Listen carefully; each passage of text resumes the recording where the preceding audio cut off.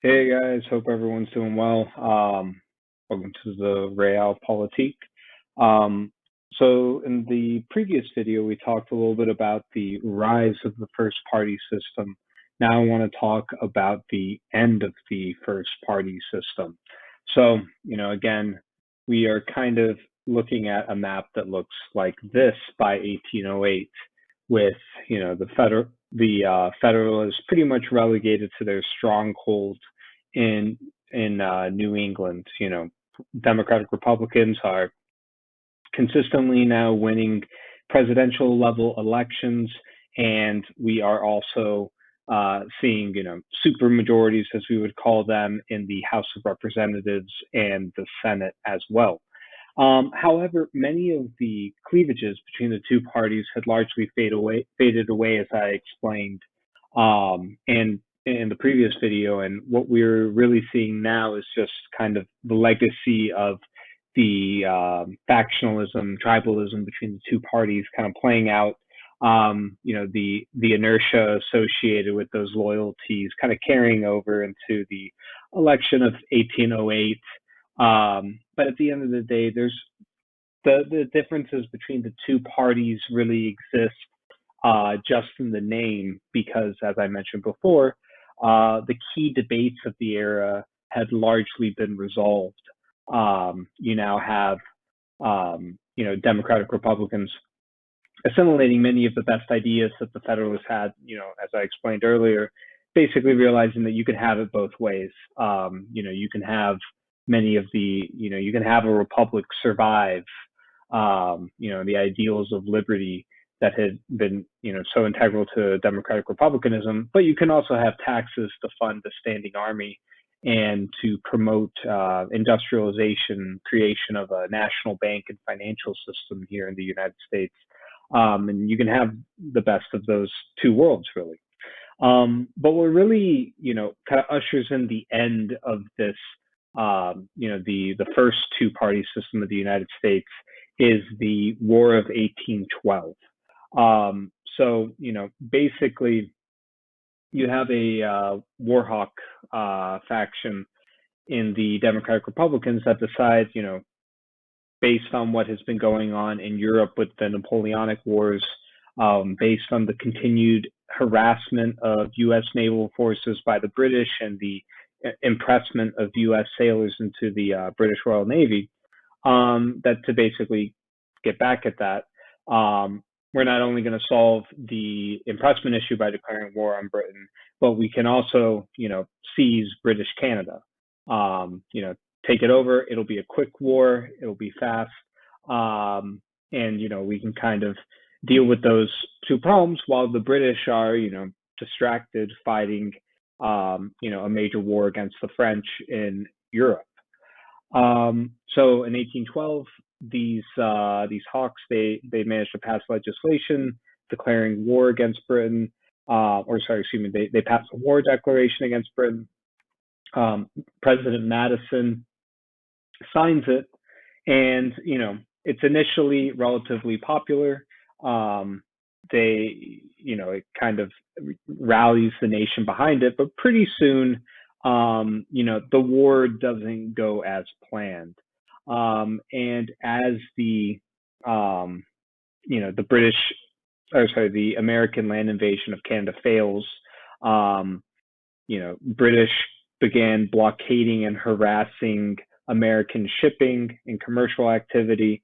It becomes pretty unpopular across the United States, but especially in the Northeast.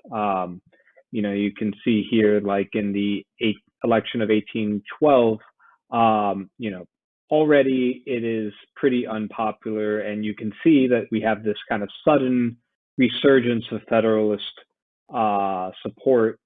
Large, splitting the popular vote, effectively 50 to 48, with Madison still winning re-election, but by a much slimmer margin. So basically, by 1814, with the war at its peak, New England states kind of dragging their feet with regards to supplying resources and troops and militias to fight the war in the North. You increasingly hear Federalist newspapers calling for secession against the Union. They organized the Hartford Convention, Hartford, Connecticut, so that northern, specifically New England states, can launch demands against the federal government. And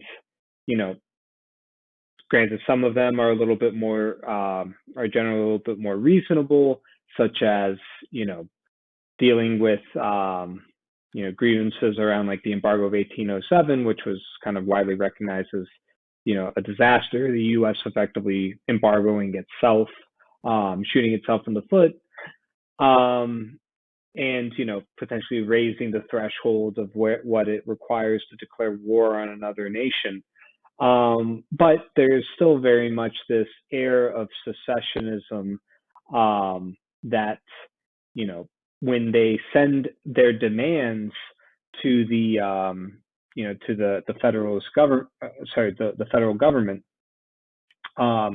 it pretty much is the worst timed convention of all time. You have Andrew Jackson winning this monumental victory in New Orleans, and that news hits the Northeast right after the convention and its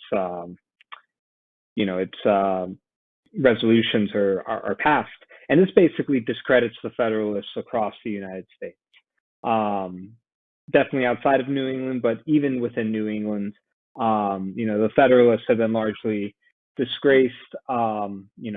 Quoting here from Stephanos, The Next Realignment, the label Federalist would become the filthiest of political insults for decades to come.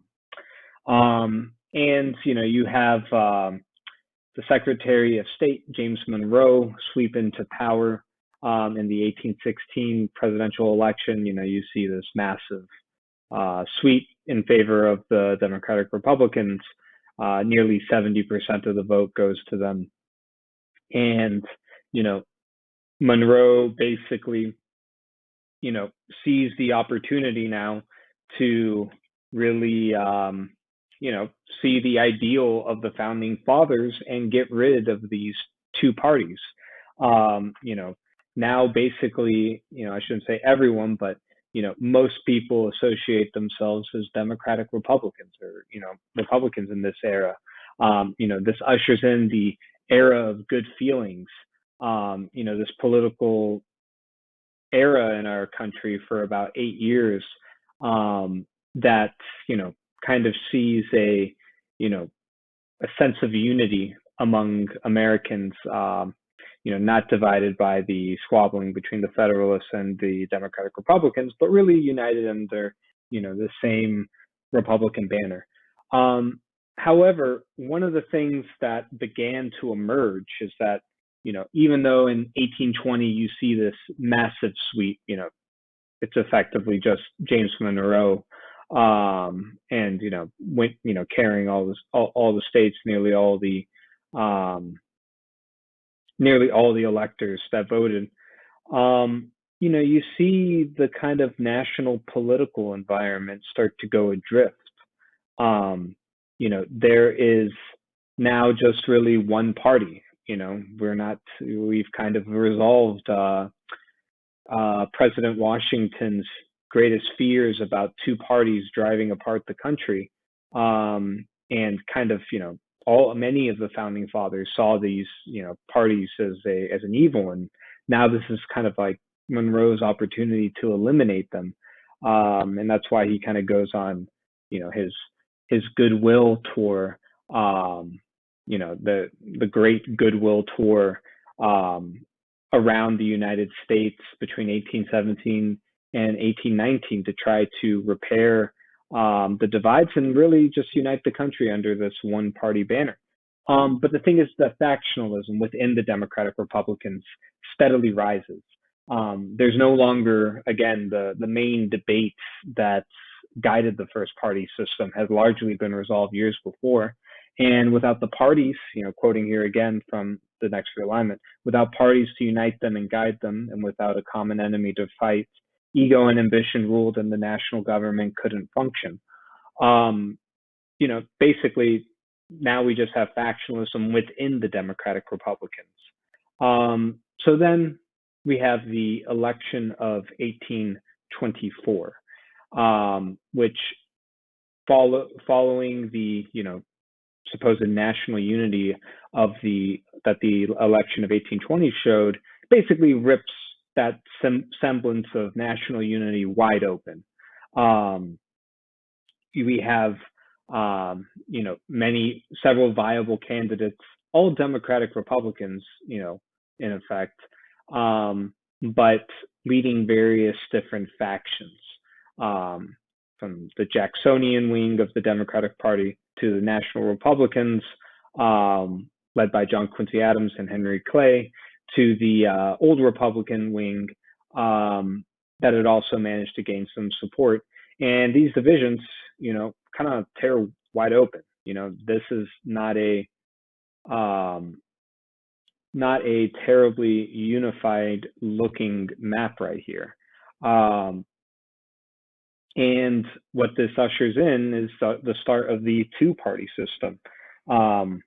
There's a lot of bad blood between Andrew Jackson and the newly elected president, John Quincy Adams, because effectively Henry Clay and Adams cut a bargain where the electors slated to go to Henry Clay went to John Quincy Adams. And then in the contingent election, John Quincy Adams manages to win a majority of the state delegations. And as a result, despite only winning 30% of the vote, Adams becomes president.